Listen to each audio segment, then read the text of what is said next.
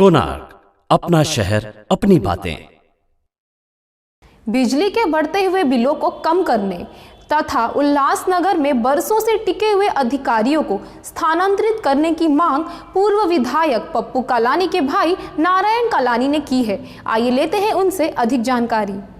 Corona काल में हमारे मिनिस्टरों ने और नरेंद्र मोदी ने और सब लीडरों ने ये कहा था कि इनमें इस टाइम में जो भी बिल लाइट का या पानी का या किसी भी चीज़ का जो आ रहा है वो कम परसेंटेज लिया जाएगा, जैसे आदमी को राहत मिले। लेकिन देखा गया है कि यहाँ उल्लासनगर में यहाँ लाइट सेक्शन ने ऐसी हालत कर दी है जो कम तो छोड़ो, उनसे डबल से चौबल तक बिल लिया जा रहा है। और वो जाए कहाँ, मिनिस्ट्री वहाँ पेपर पहुँचते नहीं है। और यहाँ किसी ऑफिसर के पास जाओ तो वो लोग बोलते हैं कि हमारे हाथ में कुछ नहीं है, राठौड़ और गौली के हाथ में है, आपको कम कराना है तो उनसे कराइए। जैसे वो लोग मिनिस्टर हो गए हैं।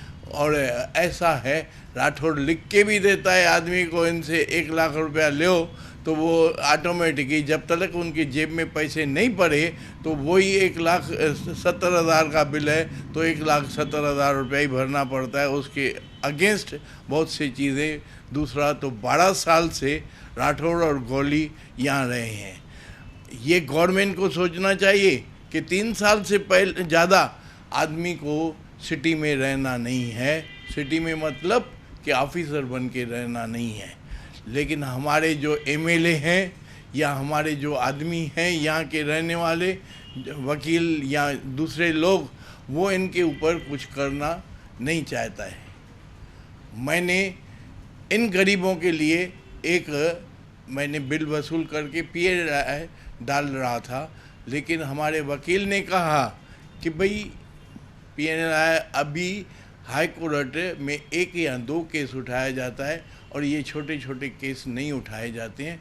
इसके वजह से हम चुप करके बैठे। अभी फिर मैंने अपने वकील को जागृत किया है कि वो राठी, गौली और इन लोगों के ऊपर केस डाले। और जो बिल इन गरीबों से ज़्यादा लिया जाता है, आज भी मेरे पास एक बिल ऐसा आया जिनका पूरे साल में 5,000 से ऊपर बिल नहीं आया, उनको 40,000 रुपया बिल आए। ये कहाँ का प्रिंसिपल है? कोई उनको न एसी है न फ्रिज है, ऐसे बिल ठोक देते हैं और उनको मनमानी चलती रहती है। तो मेरे कहने का मतलब है कि मिनिस्टर लोगों को ये बात के ऊपर सोचना चाहिए कि जो ज़बान करे उनके ऊपर पालन होना चाहिए। न तो दूसरी बार अगर जब वोट लेने को आएंगे तो हम भी हाथ ऊपर उठा के खड़े हो जाएंगे कि भैया आपकी ज़बान को कोई वैल्यू नहीं है। तो इसके लिए मैं रिक्वेस्ट करता हूँ कि लीडरों को जागृत रहना चाहिए, गरीबों के ऊपर जुल्म नहीं होना चाहिए।